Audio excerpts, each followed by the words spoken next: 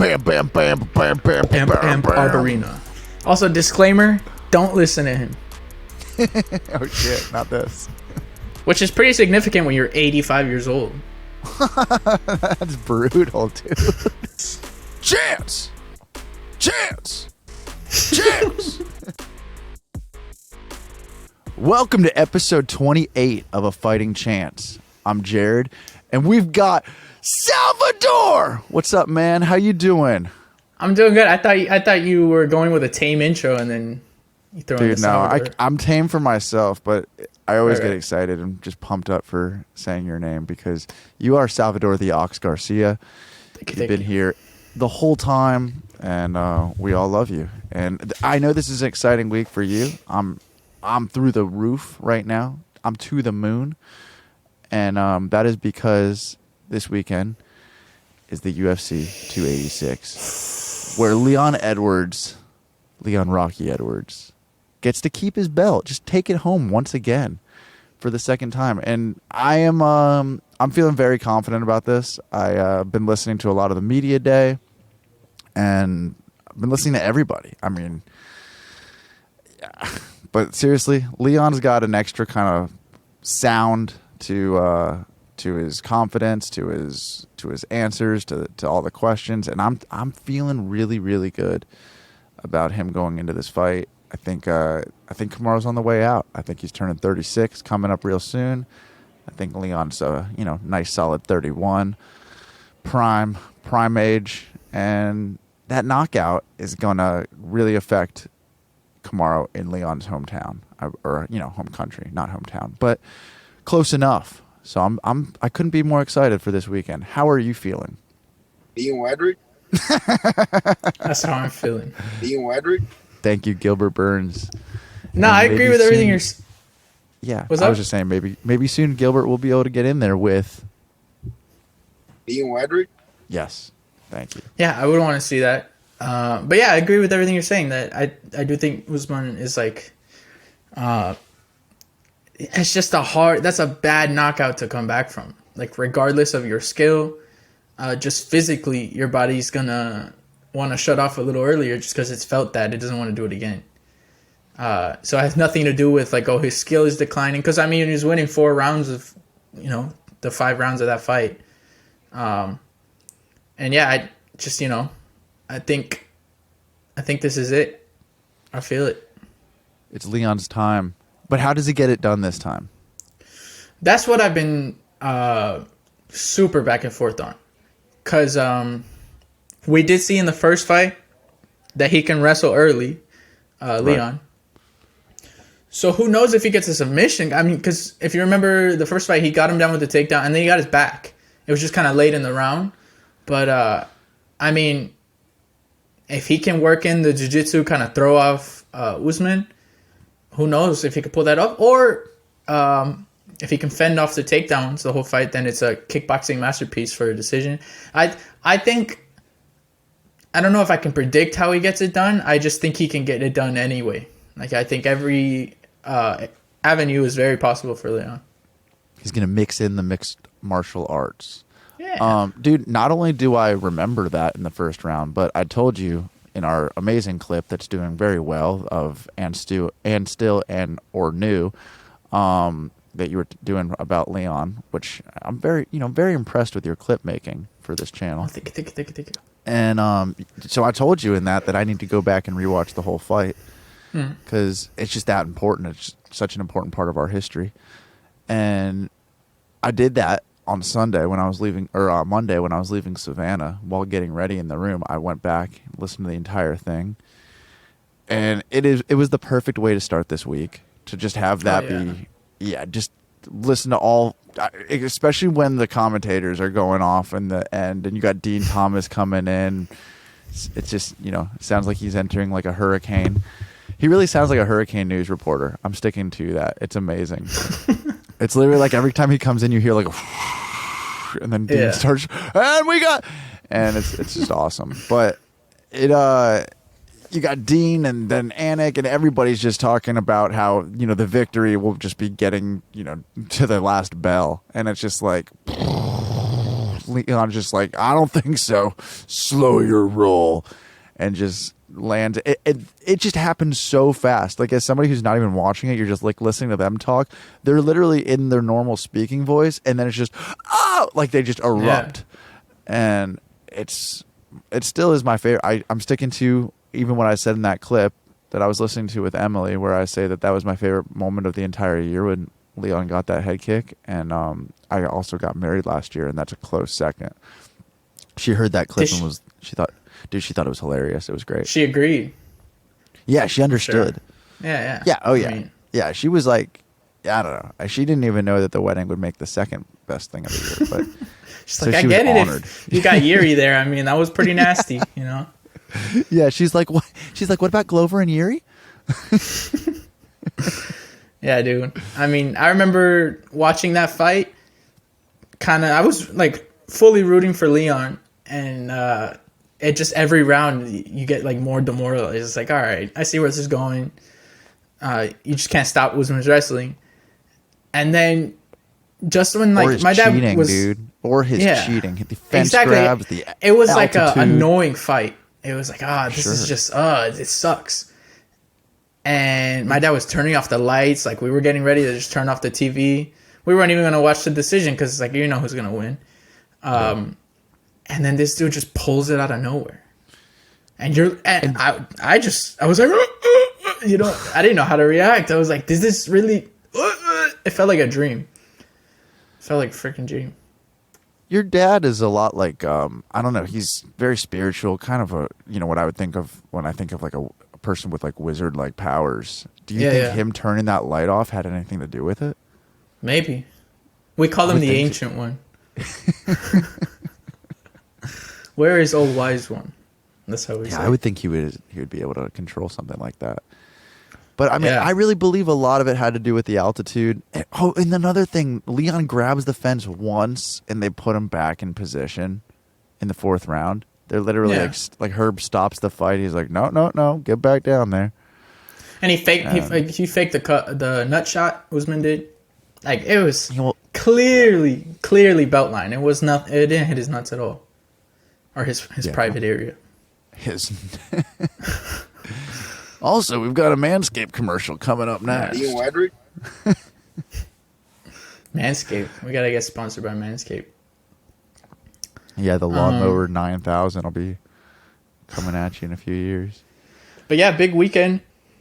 I've been, I've still been trying not to think about it because it just stresses me out thinking about the fight. Well, what about the other fights? Do they stress you out at all? Not really. I'm excited for the Gaethje fight, but I'm not like heavily invested in either one of them. I mean, I'm sure you got feelings of picks. Yeah, I got Fiziev. Because the card's so big. Let's just go through some picks right now. Yeah. Well, you can even do my segment. You have Leon, or you're like rooting for Leon to win?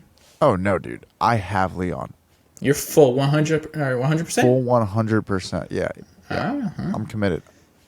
I'm going with you. I know there. Kamaru could easily do the same thing that he's done. in most of his fights.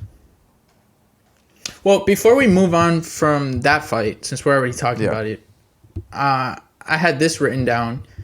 Where does so right now, where is Leon ranked, do you think, all time at 170? And then if he wins this rematch, where do you think that ranks him again? Because he did beat, before this fight, they were saying Usman is he the welterweight GOAT? So that's a pretty big, it's not like a toss-away win. Where do you think he's ranked? I need like a dominant performance, though, not just a head kick knockout in the 5th round. I need something that just puts prove himself. Yeah, I need the stamp of approval of that being him being the GOAT in that sense. And still, that wouldn't do it for me. I would still need him to defend against other people like a few times. Well, not GOAT. I'm just saying, do you think he's the top 5 all time at that division? Because he's on a 10-fight unbeaten streak, 11, I think. He beat the number 1 pound for pound. That's those are pretty big accomplishments. He's beaten a lot of guys at 170 that are, mainstay top contenders. He's beat legends. He's got a pretty stacked resume. Let's go through it. He beat RDA. That's kind of where He beat, like prime 170 RDA, not current RDA. He beat Cowboy, not on a decline. Like, that was also kind of peak Cowboy. He beat Vicente Luque. He beat Brian Barberena. Let's see. Who else? Nate Diaz. He beat a legend in Nate Diaz. Beat up Nate Diaz pretty bad. He was beating up Bilal Muhammad. I mean, like, that was kind of a no contest. Literally. For sure. No, he was doing very well in that fight. Who's I feel like what, Bilal number 3, stepped number it up. 4? Yeah, Bilal's leveled up a lot since that fight. Yeah, obviously. But I mean, that would have been a win for him. Dude, I need a Leon against Colby fight. I need him to defeat Colby. I need that to happen. But you think Colby would get a shot again? Yes. For sure. Because besides Hamzat right now, like, Colby is still considered the number 1 contender of welterweight out there. He's the one that gave Kamaru the biggest really the biggest fight was that one. Were those two? I mean, I already kind of consider Hamzat like out of 170. Yeah, but I'm hearing rumors that he'll still come back for a title. Yeah, well, I mean, when he's champion, maybe. But I feel like if you're talking about, okay, this guy's going to fight this guy and then they're going to get a title shot, I think Hamzat is either they're not letting him do it at 70 or he's looking at going 85 because I know he's been putting on size.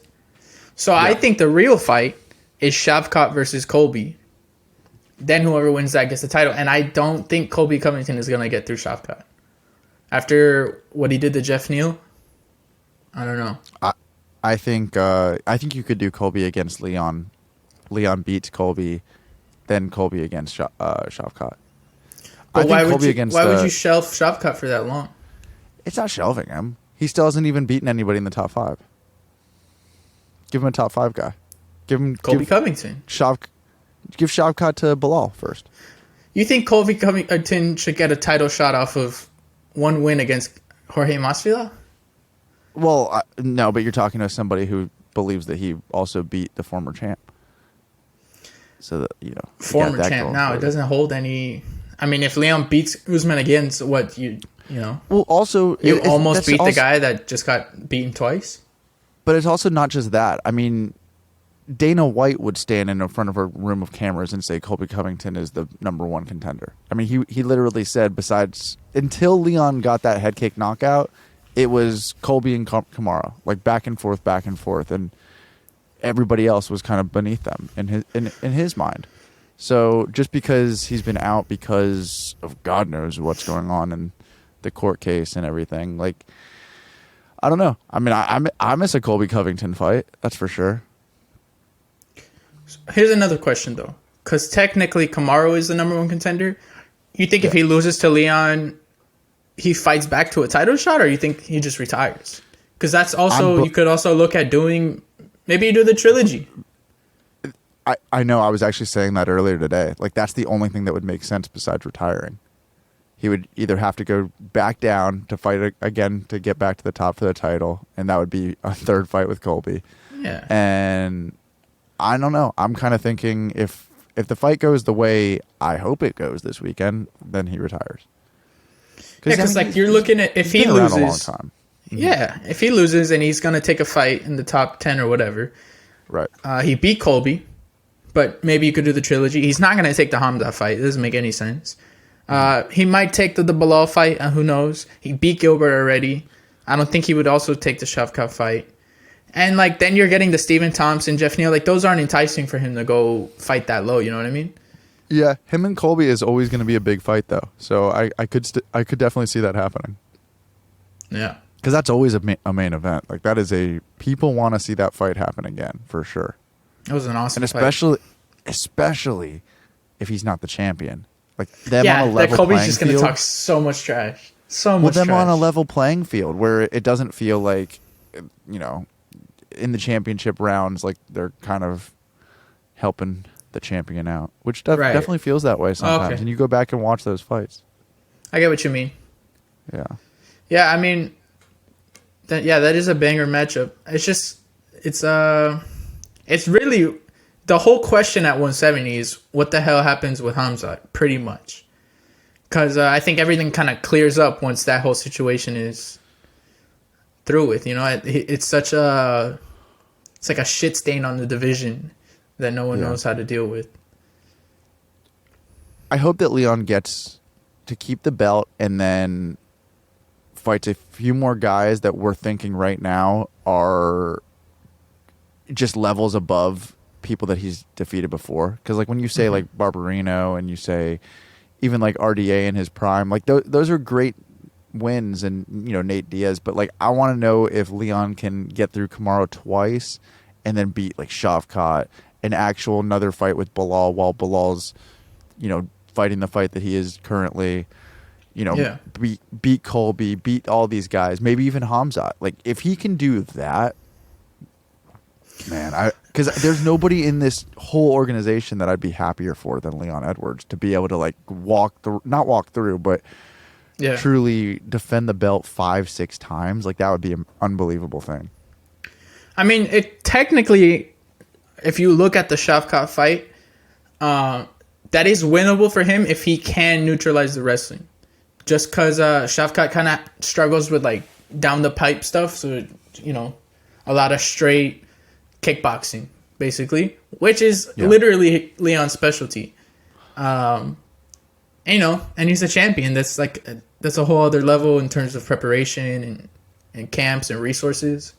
So, you know, Shavkat is human at the end of the day, as much as he looks terrifying. So that's winnable.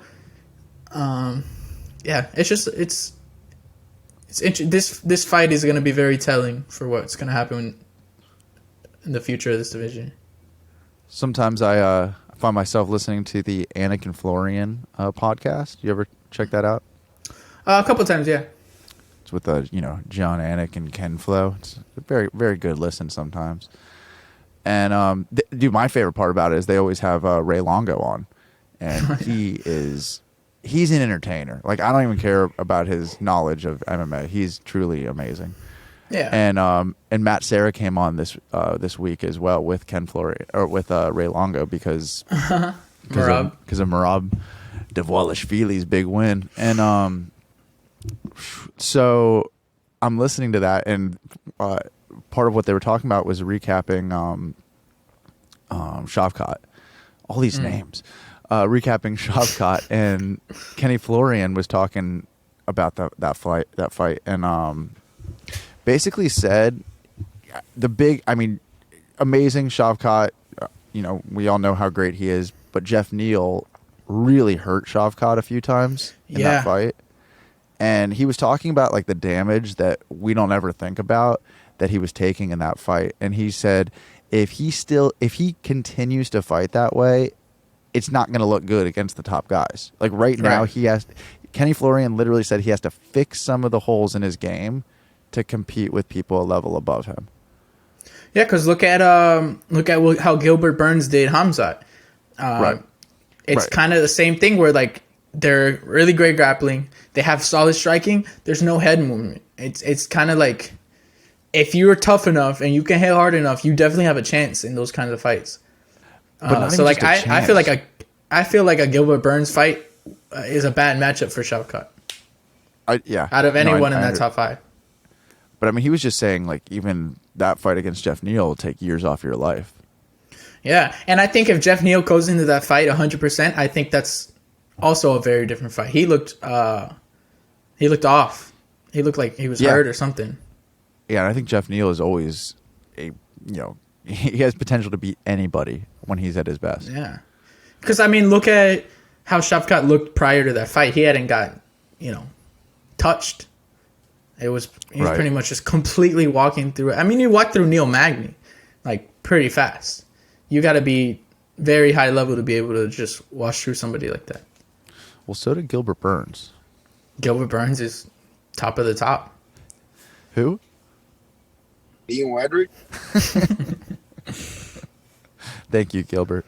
This is an exciting week for you, I know, because Leon's fighting. Yeah, and that's another thing. Like Leon being the champ kind of reopens up that top 5 to get title shots again. Now that Usman's out of there, it's like Yeah, it really does. And I don't even need Gilbert, or I don't need Leon to even like win some of these fights. I'm just excited to see them. Like, I'm excited for a Leon Gilbert fight. I'm excited for a Leon against Shavkat fight. I think because a lot of these fights a lot of these title fights in the welterweight division have just been, Kamaru putting you up against the fence, his wrestling, people being afraid of getting taken down. They've been like boring title fights. He's kind of been doing the Izzy thing for a long time. Yeah. Yeah, and it's like frustrating fights. It's kind of, now that I think about it, I haven't been as frustrated about a fight like this past weekend with Merab and Peter Yan since probably the Leon fight with Kamaru. Just because it's that, like, it's just grinding and shooting takedowns, getting stuffed on some, shooting again. It's not, there's no fan service at all in their styles. But what about his cardio? His cardio's insane. His cardio's He's out got of this cardio. world. He lives in Colorado. He lives in Colorado. That's what he does. He's from Georgia. He's got cardio. Yeah. Dude, his cardio is a weapon. It is, but it's not a weapon when you're unconscious on the floor from a beautiful 1-2 head kick. I don't know. I was talking about Merab. Oh, I was saying, like, Kamaru's not from Georgia. What are you talking about? I was talking about Merab's cardio. You My said bad. It's not. My bad. Merab, Kamaru, same guy. Yeah. Essentially. That's a weird situation. You saw what Dana said? Yeah. Do you agree? Because I see kind of like split on both sides that, like, Dana basically said it's a pretty stupid decision to not fight Aljo. All right, when I was listening to Ray Longo and Matt Serra talking about it, they're like, what is Dana talking about? Merab's not even going to get a title fight for like 6 more years. Like, I mean, they didn't say 6 years, but they're like, he just beat Peter Yan. And they were talking about Sanhagen and Shido above him. Like, they're like one of those guys, and O'Malley and Cejudo. Like, they're naming all these people who are definitely more in line for getting the Merab, the title fight than Merab is right now. And not that Merab, I mean, I know the win streak he's on, and he's beat amazing people and champions, but there are, there's a Corey Sanhagen, Cheeto Vera fight going down. There's the, Cejudo and Aljo, and you got Sean O'Malley. So I'm with them on, he's not really even in the discussion right now, right or wrong. Right. Yeah. No, right or wrong. But there's also, and I agree with, like, I don't see any problem with him not fighting. I understand that it's going to be hard to fight a teammate, especially them. Like, that's a different kind of relationship.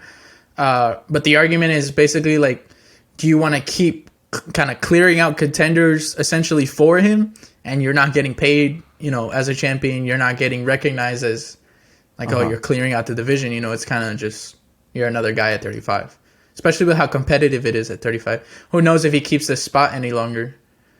Just because there's all these young guys coming up, Well, let's talk about it. Let's say Merab's not fighting for a title. What happens with Merab next? I've got some thoughts. What do you got? Well, winner. Okay, so let's say Sanhagen loses right now, next weekend. I didn't know this either. Merab is number 1. What? I don't know how, because he's the number 1 contender. He is the number 1 contender. They dropped Sean O'Malley number 2, Cheeto's number 3, Peter Yan's number 4. Because I guess when you beat a former champion pretty undisputed, you just get the number 1. Oh, really? I guess. I mean, Sean, like, I still don't think he won. So I guess if you're looking at, like, he had a better win over who was the number 1 guy, I don't know. All right, that's pretty interesting. That shakes it up. Yeah, he literally is number 1. He could, if he was anybody else, he could call for a title fight right now.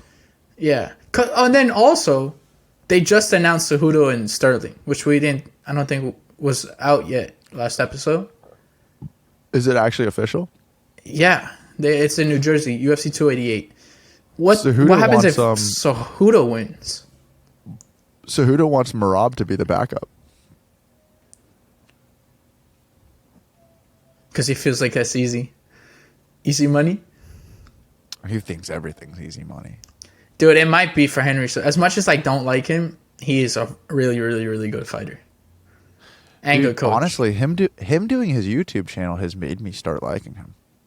Yeah, the cringy stuff is... I don't like the cringy stuff. But him, when he's just like giggly Henry Cejudo, he sounds like Elmo and he gives good fight advice. So I don't mind him there. Dude, he's going to kick your ass for that Elmo remark. Dude, I'm a Sterling fan. He's been top 3 favorite fighters, top 4 favorite fighters. I don't think he wins this your one. whole life? Yeah, I've been on an Aljo train since 2017. Basically, he got knocked out by Marlon, and that was like, damn, like that one hurt me that he got knocked out by Marlon. That was actually, but you love not Marlon. 2017. I love Marlon too, but I mean, I wasn't as familiar with Marlon at that time. I had been a Sterling because people kind of forget because of the whole Petr Yan thing. Aljo has been like, top 3, top 4 title contender for most of his career. He's just had like little setbacks that he didn't get to it, but I mean, he's been at the very top of the division for a long time, and at 135, it's not, Oh, I was right. It was 2017. Yeah, but Aljo is cream of the crop. I mean, yeah. I don't know about the Cejudo fight. And then what happens with Cejudo? Like, is he... Because I kind of feel like he's in that John situation where he just wants to go do it again. But are you going to stick around and fight, murderer's row of contenders right now? In probably the most dangerous division in the sport? How long does somebody need to stick around so you're not pissed off at them? 3 fights? I think 3 fights is fair. Yeah. Because 3 fights, you take out the majority of a top 5. That's true. That is some basic math there. Yeah. But does he want to go through 3 more camps? I mean, he's 35, 36. It's not easy for him to get to bantamweight. It's not like he's doing light cuts. These are massive cuts. Yeah, I feel like if he won that belt, he would just try to go up to fight Volkanovski. See, I think Volk definitely beats Cejudo. I think who? I think Cejudo thinks that he wins that fight. Of course, but it's seeing what he did with Islam. There's no way, just on a physical level, that he's going to be able to. Maybe it'll be tough, but I mean, Cejudo has struggled with dude's strength at 25, at 135.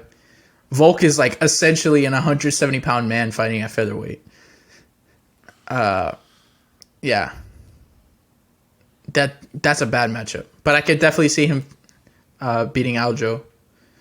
Just off, I don't know. That's an interesting fight now that I think about it. Yeah. Come on, Henry. Come on. Oh, Henry, come on, man. Henry, come on, man. But I think that's enough on these damn bantamweights. I think we can get back to this weekend. Yeah. Let's do it. I feel like the last 3 or 4 episodes we end up talking about 135. Yeah, we're just 135 wannabes. It's just so interesting, man. It's like there's always something massive 70 going on. pounds. Yeah. If I can only get a bit smaller. Have you seen that Khabib thing where he says, big drama show? That's 135. Really? Yeah. Big drama show. That's funny. Hey, you sound just like Khabib. Exactly. I've been working on that for years. This is number 1 bullshit. That's what he says. Let's give our picks. Let's wrestle. You see? I got all of them. Send me location. You sound like Mario and Luigi doing Khabib. Yeah. That's like Borat in there for some reason. That was a heavily offensive impression. Yeah. Very nice. Great success. Okay, we talked about I like. Very nice. High five. I gotta get those. Yeah, I gotta get all. That's my wife. I gotta get all these sound bites for Borat. You want to talk now? We talked about the headliner. Yeah. Co-main, Mr. Self-proclaimed most violent man in the UFC. I don't argue. Versus Not even just that. He's officially said the most entertaining fighter to ever step in the octagon in the UFC. dude. I mean, every single fight he's been in has been an absolute banger. He said that There hasn't been a today single at boring media fight. day. And Yeah. he said that with such confidence. I was like, yes. Were you around for the whole Eddie Alvarez era where they were fighting for most violent man in the UFC? No, That I wasn't. is probably the most exciting time to be a fan, especially of lightweight, because that was basically like this like MMA love triangle of Dustin Poirier, Eddie Alvarez, and Justin Gaethje beating the living shit out of each other for like I think 3, 4, 5 fights in a row, and it was just awesome. It was just like the greatest fights, back to back to back to back to back. I need to go back. I don't know.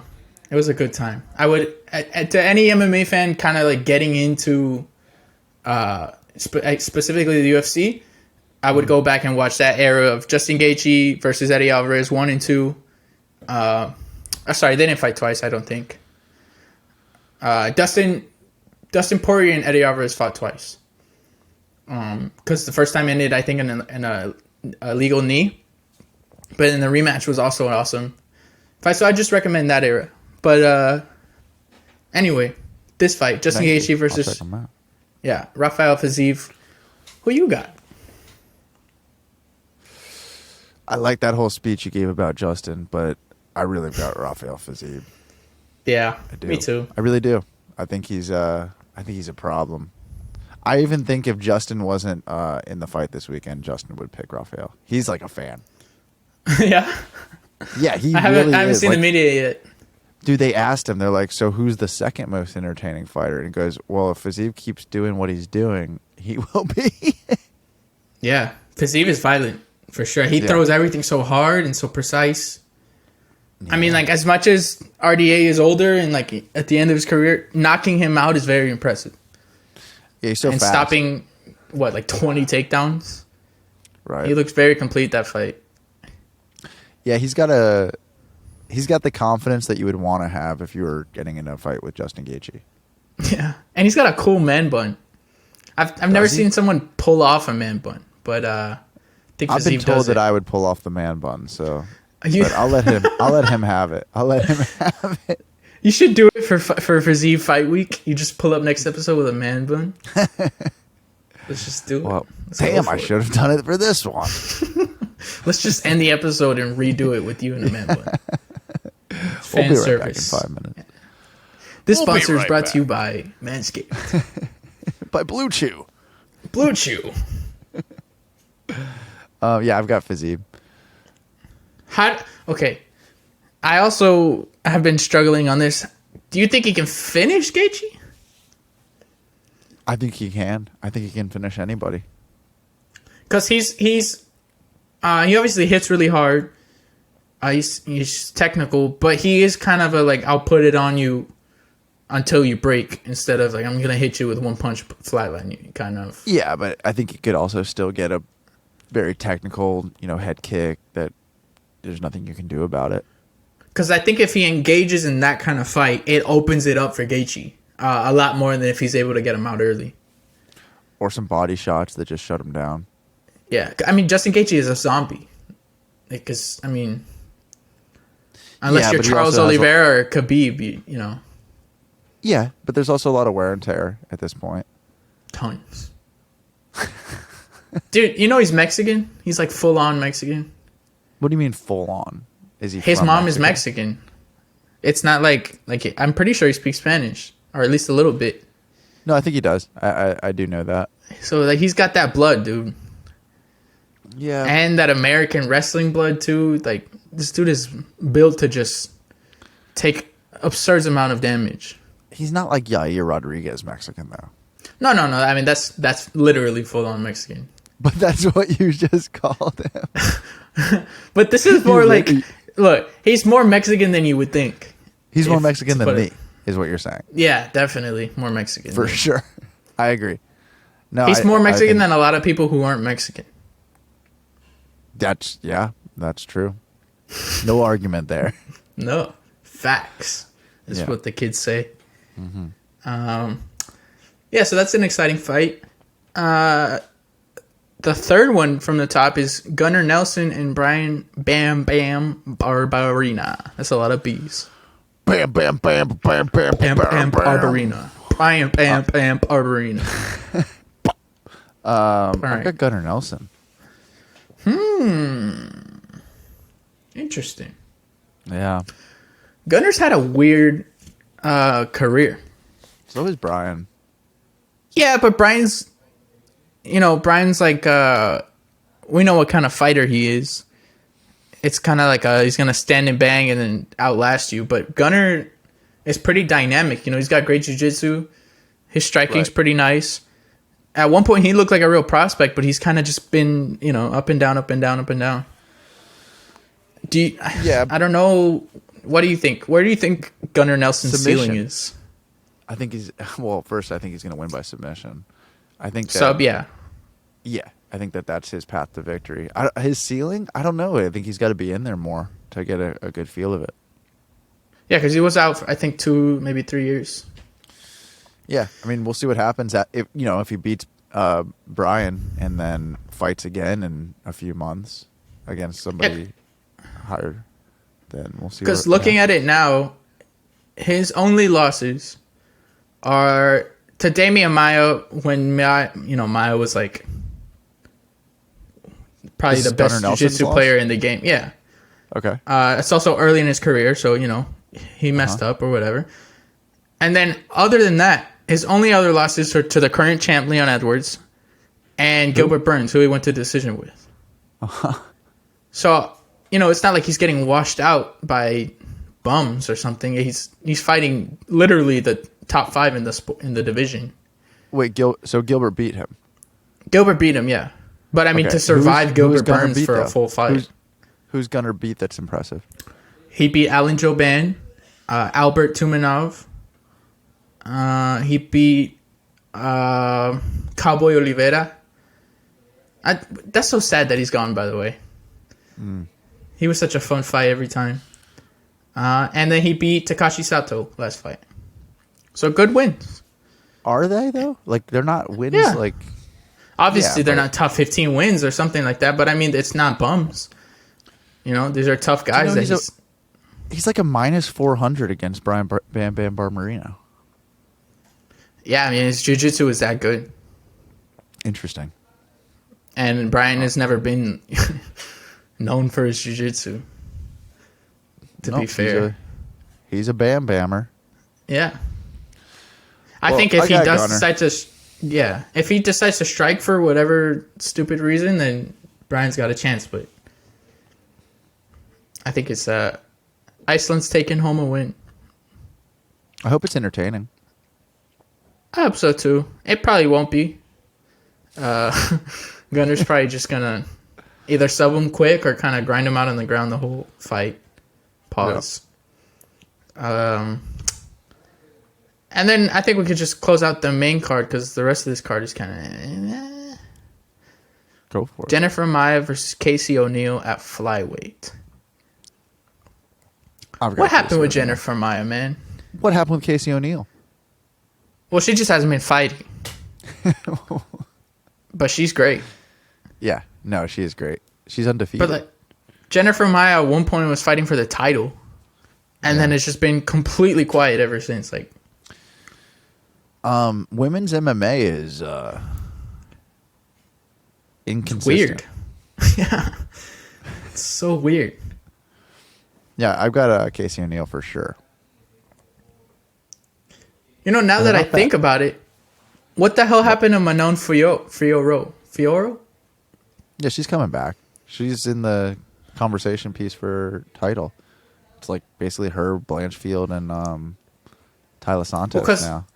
I keep seeing people say give Blanchfield the next shot after the Valentina thing, but Technically, Manon should get it first. She beat Caitlin Chukagi, the number 1. I don't disagree. I think that's But like she doesn't get talked about at all. Yeah, but the thing is that division is now so exciting. It really is. Oh yeah. Like that division is, even if you do the rematch of Valentina and Alexa Grasso, you got Tyler Santos, Aaron Blanchfield, and Manon Fiorot. Whatever. I'm not French, but that's okay. You got all of them right there in the wings that can all basically get in there and fight for a title shot.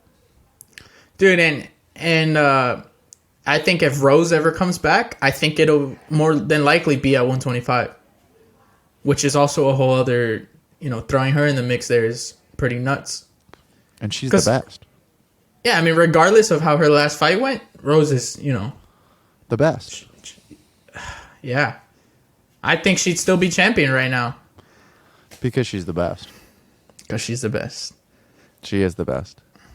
That fight is so... I don't even want to talk about that freaking fight. That fight was also the best. Yeah. That fight was the best fight ever that anyone has ever watched before.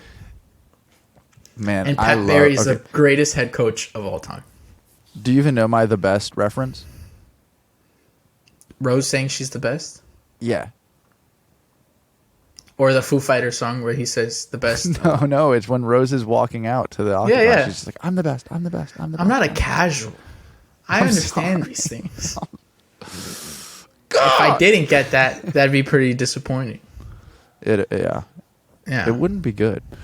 No. All right, I got Casey O'Neill. Who you got for Roman Dolidze versus Marvin Vettori?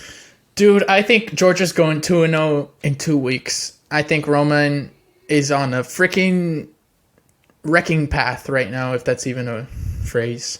Dude, he's definitely on a wrecking path. Yeah, and I like Marvin. I think he's the orc of the division. He's really tough. I think he'll probably stay around the top just how tough he is. Never lost 2 in a row. No, but I don't see it happening for him. I don't see any area in the fight where Marvin could really dominate it. I feel like striking wise, he can make it close. I feel like grappling wise, I don't know if he wants to go down there with Roman. Mm-hmm. Yeah, there's no real advantage for him in this fight. He's not even bigger than Roman. Yeah,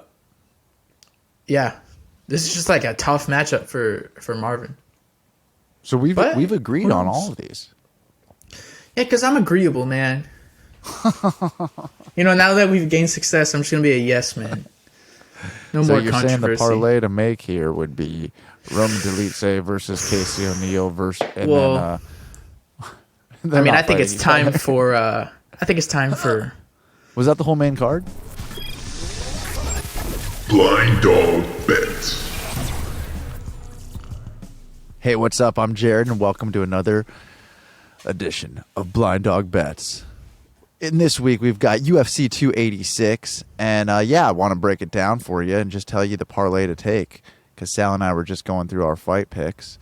And so far, we've got a nice parlay of Roman Dolidze, and I think he is an underdog. I think he's about a plus 200 or something like that, something around there, which is pretty nice. Yeah. He's on a plus 225 win streak. I mean, more than 3-fight win streak. He might be on a 50-fight win streak. Who even knows? Who knows what this guy's up to on his off time? We don't know. He's awesome, though. Roman, Casey O'Neill, and I like her odds. It's only a minus 160, minus 150. I don't know. I don't know where you make your bets, but somewhere around there, which is pretty good odds for somebody who's undefeated in women's MMA. And then after that, I would definitely do Rafael Fiziev. Think he's going to definitely get the win against Justin Gaethje. And I can't go against Leon Edwards. I think lightning is going to strike twice, and it might be a dominant victory for him outside of the altitude. Because I think this is going to be he's going to be and still. And that parlay will bring you to a nice, juicy plus money parlay. Do it. Also, disclaimer, don't listen to him. Oh, shit, not this. Thank you. I'm Jared of Blind Dog Bets. Blind Dog Bets. Dude, I mean, quick, efficient, simple, clean. This guy does it all. Now that I'm looking at, because you said he might be on a 50-fight win streak, the only man to ever defeat Roman Dolidze is our former guest, Trevin Giles. How about that? No way. Yeah. Dude, It's that's his only awesome. loss. That's right, So, Trevor. we're just visionaries like that, you know? Yeah, we bring on killers. Yeah. It's just straight killers. Killers! But yeah, that's this weekend's card. I'm pretty excited for it. No other fights you're excited for? Huh? There's no other fights on this card that you're excited for, is there? Not a single other fight that I'm like, oh my god, I can't believe this is happening. For sure. Makayev is fighting. No, That's probably, always exciting. I know No, Jack Shore is fighting. He's a good fighter. Yeah, Jake Hadley's fighting. Yeah, so there's like good, there's good fights. Ludwig Klein. Ludwig Klein, yeah. Yeah. This is one of those, who's on that card? One of those. Could we get to the next fight? It's like, who's that guy? He's fighting, it's one of those. Hey, next week we got Sandhagen versus Cheetah. Yeah. It's like one of those, like, halfway through the card that you're like, oh my god, I can't believe this is, or like, I can't wait for Corey versus, still on TV. Yeah, one of those. Oh my god, I can't believe I'm still watching this. Wait, and also just a reminder, all you U.S. fans out here, on Eastern time, it is an afternoon card, so clear your Saturday, because you don't want to mishap on some scheduling, and then you miss Leon Edwards versus Usman 3. Yeah. Edwards? I mean, I don't ridiculous. like these. I don't like these super fans, these hardcores talking about how it's a terrible time for a fight. It makes Right. it sound like they have more important things to do, which I don't believe at all. And it's like, they're just lying. We know that the most important thing in every person who's getting on YouTube and doing MMA content, the most important thing in their week is an MMA fight, and it doesn't matter what time it's on. Exactly. Yeah. I mean, like what your 5 o'clock tea time with your boys is off. I mean, come on. Yeah, Let's be honest here. You gotta force them with some, playing some golf. It's not at all where I was going, but that's where you went. No, golf. They call it a foursome when you're out playing 18 Oh, for real? holes. Yeah, you play with 3 other dudes. That's a foursome. I'm not. Get your mind out of the gutter, Sal. To be fair, I mean, it sounds pretty ridiculous. Get your mind out of the gutter. You young whippersnapper. Everything is porn for this young generation. These nuts. Got him. That's my favorite sound clip. Who is that? That's the DEEZ nuts guy. That's what he goes by. Dude, it's actually kind of sad and hilarious at the same time, but he lives in Las Vegas. And he essentially just is on the street all the time, and if you go up to him and give him money, he'll say "DEEZ nuts" on camera. Dude, you ever been on the streets of Las Vegas? It's not too sad. It only gets to about 120 degrees for 6 months out of the year. It's not that sad. That sounds awesome. Sounds great. Yeah, I don't know. I think the only time I'll be going to Vegas is probably for a UFC fight. Nah, man. You gotta stay up at a blackjack table till 6 in the morning, 4 nights in a row. Oh, whoa. Nah, I don't know. It doesn't seem that exciting if you're under 18, I guess.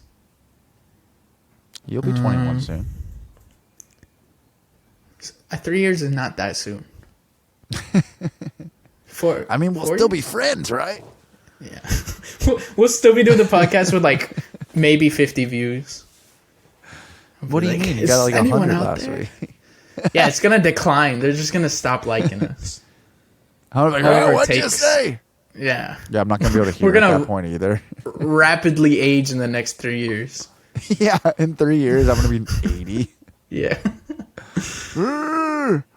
Remember when we had Stephen Ocho Peterson? Renato Moicano. When's he fighting?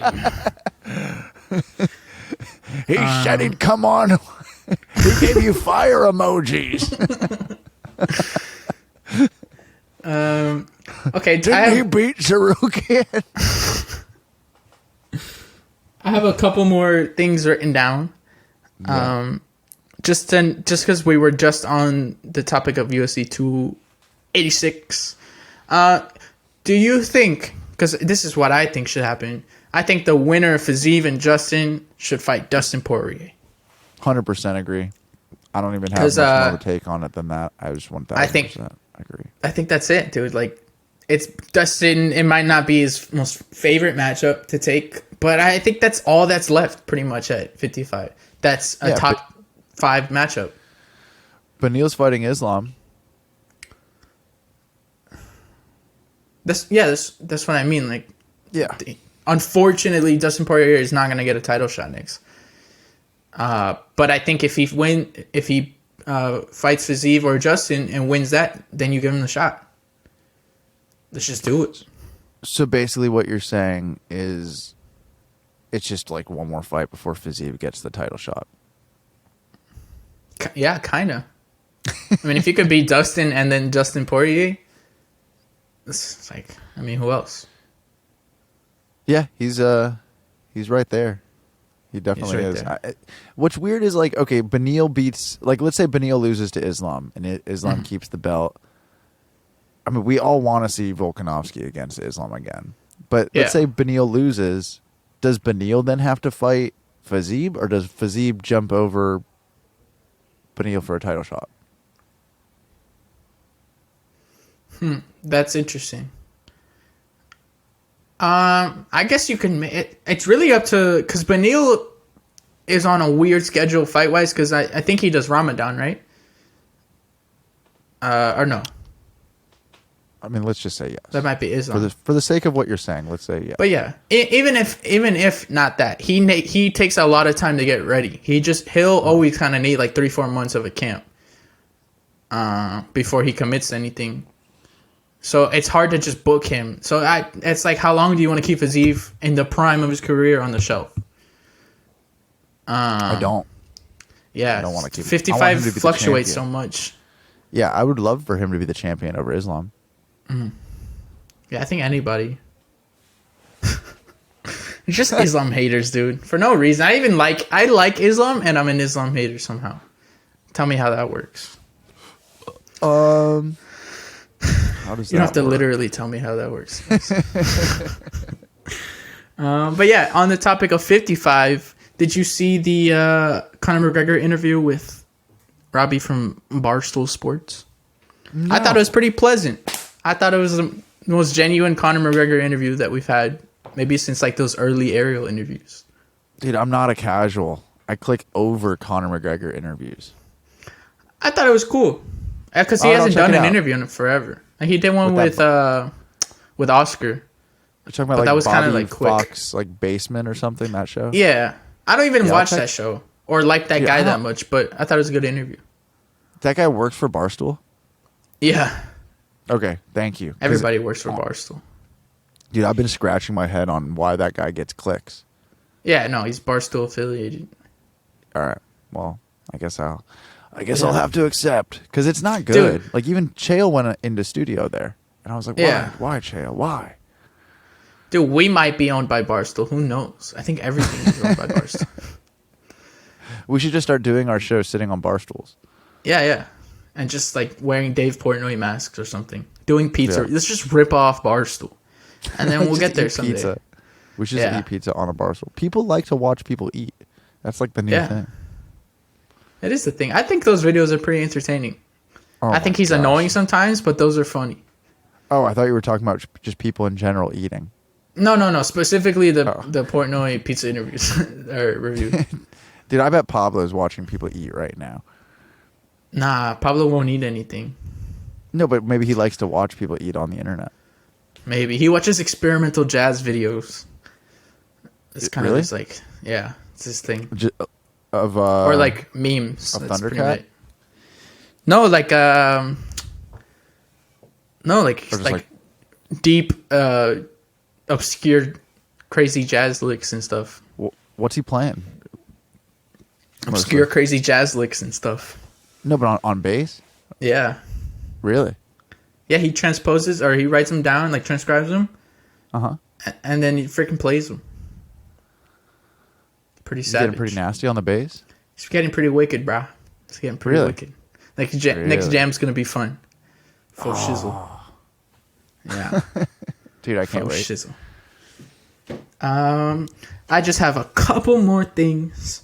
Yeah. Nothing big, but Alistair Overeem, who's been mentioned on this channel before, shockingly got suspended by Glory for a failed drug test. Shockingly. Dude, I didn't know he was ever on the juice. I thought he was a clean athlete.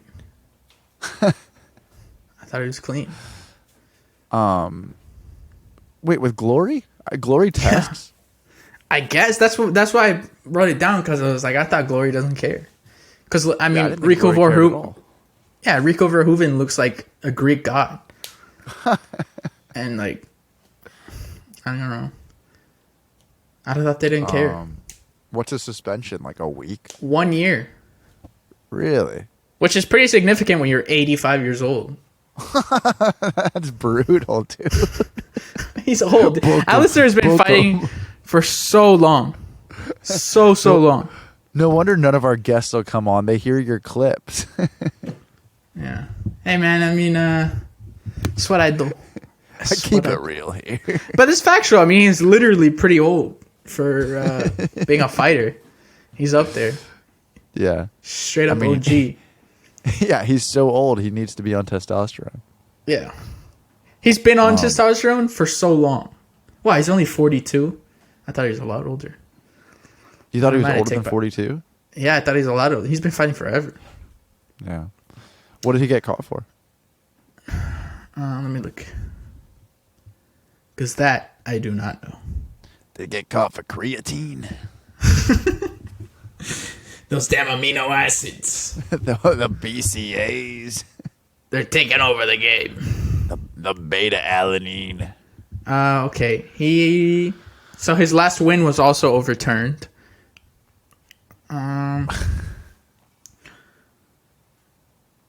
Yes, they have not announced what his what the substance is, but he tested positive for a banned substance.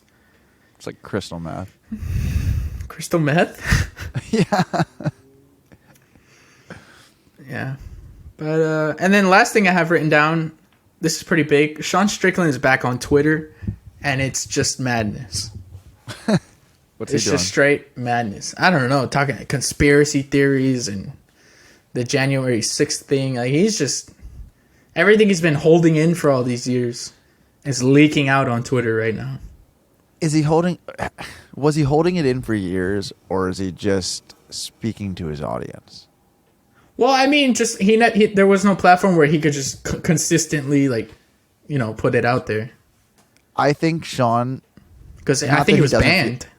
Yeah, but I think he actually is a very smart businessman, and I think that Sean realizes who he resonates with, and I think that this is his way to maintain his fan base, is to by being crazy, saying crazy shit, and putting it out there, talking about, storming the Capitol building in a do-rag while having, blunts in their Deshaun hands. Strickland. Yeah, Deshaun Strickland, as Chris Curtis named him. Hilarious. I think that's the way. I really do. I think it is the way. I like it. The way. Well, I think this was a good episode. Come on, Sean. Come on, Sean. I think this was a good one. I think we've been Yeah, getting man. better. People evolve in the fight game. We evolve in the podcast game. And the I thing mean- is, people are giving us a fighting chance. I know, right? How nice is that? Finally, Yeah. you guys Thank are. you. Thank you for giving us that fighting chance. We give you a fighting chance, and we don't. Yeah, we just do. Exactly. We just do. Take my word just- for it. That's what we do. That's what we do. But yeah, if we're wrapping it up, I just want to say thank you for listening. Please like, share, subscribe, ring that bell for notifications. We'll be back. We do this every week. Sometimes there's guests. Sometimes there's just Sal and I. And have a great week and enjoy the fights. Yeah. definitely enjoy the fights. And thank you guys for giving us a fighting chance. Chance! Chance! Chance!